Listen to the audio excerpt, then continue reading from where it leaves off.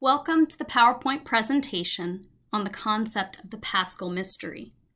As we go through this PowerPoint, you're going to want to have your incomplete notes on the Paschal Mystery, which you should be able to find on Canvas. It should be under the Matthew and Luke module, or whatever the most recent module we've been using is. As you follow along, please fill in the blanks, and there will be a journal at the end of this PowerPoint, so you'll need your journal as well. I would make sure that you have all of these items with you before you move forward with this video. When we talk about the term Paschal Mystery, there are two ways that we can look at it. The first is the Paschal Mystery in general terms. This is a process of dying and rising, of death and new life. Now, this can be very literal, or it can be more figurative. So let's start with a couple of examples from nature. If we look at the seasons, during the winter, everything dies off. All of the plants and trees, they shrivel up, they die, the trees are bare, sometimes there's snow, the grass gets brown and yellow. But then, just wait a few months into the spring and all of a sudden, all these plants that had died are reborn. And the grass turns green again and the trees that were bare once again have leaves. So these seasons show this process of dying and rising, which they go through every year.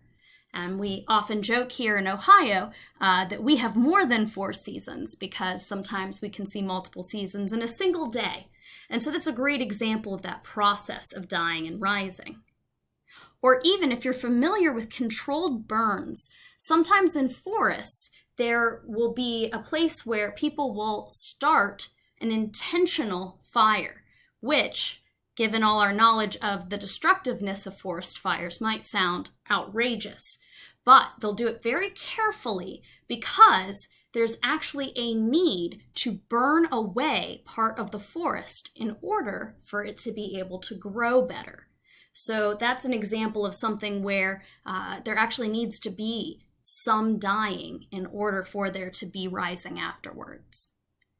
Again, if we get more symbolic, and we talk about dyings and risings, of course, when we have the death of a loved one, that is dealing with a very literal dying there. But we could also talk about an argument with a friend being a more symbolic sort of dying, especially if the friendship sort of parts ways. Or when you see someone in pain or need and you feel like you can't help. Or if there's a negative or childish habit or part of yourself that is holding you back in some way, you might need to die to that part of yourself before you can rise to an older, more mature part of yourself. Maybe you felt that way leaving grade school and coming to high school. Maybe you're feeling that way coming to the end of your freshman year and looking towards sophomore year. Maybe we're all feeling like we're dying to certain things as we're feeling restricted in this time. When we look at risings, again, we can be very literal. We can talk about the birth of a child, a new life entering the world. But we can also talk about reconciling with someone you've hurt or someone who's hurt you. Maybe it was that friend we talked about in the dying. So maybe that friendship is reborn. Or maybe you find a way to help that person who was in pain or in need. Or maybe you are maturing past those childish behaviors into the habits of manhood. All of these would be examples of rising from a dying. And again, notice some are symbolic and some are literal. When we talk about the Paschal Mystery in our religious beliefs, we are talking about Jesus Christ. And we're talking about Jesus's life, death, resurrection, and ascension. And this is the ultimate event of dying and rising, of death and new life. So you can see that when we speak in general, dying and rising, that is the general terms. But then in religious belief, it is this specific action of Jesus. And so from Jesus, we learn new life can come from death, that death is not the end. And that shows us we can find meaning in tough times, that there really is light in the darkness. And that, my friends, changes everything. This is where we start to see, as we did back in Mark, that suffering can have meaning, that good can come out of darkness. And we learn this from Jesus. Now, we've already seen in our study of Jesus, we've learned a little bit about Jesus's life, and we've looked at Jesus's death. We also talked a little bit about Jesus's resurrection, his return to life, but we've never talked about the Ascension before. So just a quick note on that. The Ascension is when Jesus returns to heaven, body and soul. And this would be after Jesus has appeared to the apostles and others after the resurrection. So Jesus lives Jesus's life, Jesus dies, Jesus rises from the dead, Jesus has all these different appearances of the resurrection to different groups, and then the Ascension is that returning to heaven, both body and soul, that happens after that. Of course, the most important question, why should we care? Well, because when we encounter tough times, we have the comfort of knowing that God has been there, done that our God is a God who has taken on not only life, but also death, and has conquered death through the resurrection and ascension. And that can give us the power of hope and knowledge that new life will come from death, that death is not the end.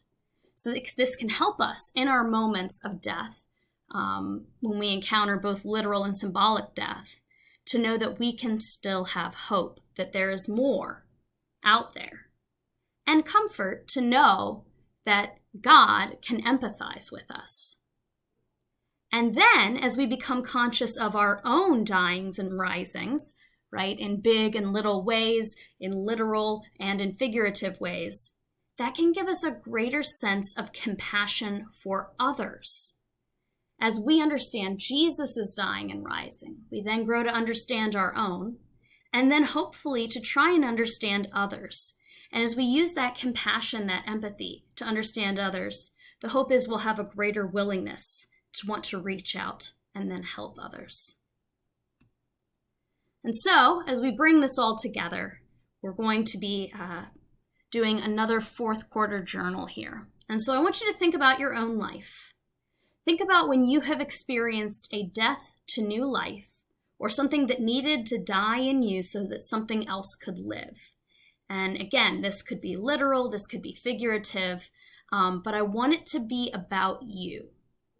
So think about a struggle or death experience in your life, how you moved from that death experience into a rising or a new life or a transformative sort of experience.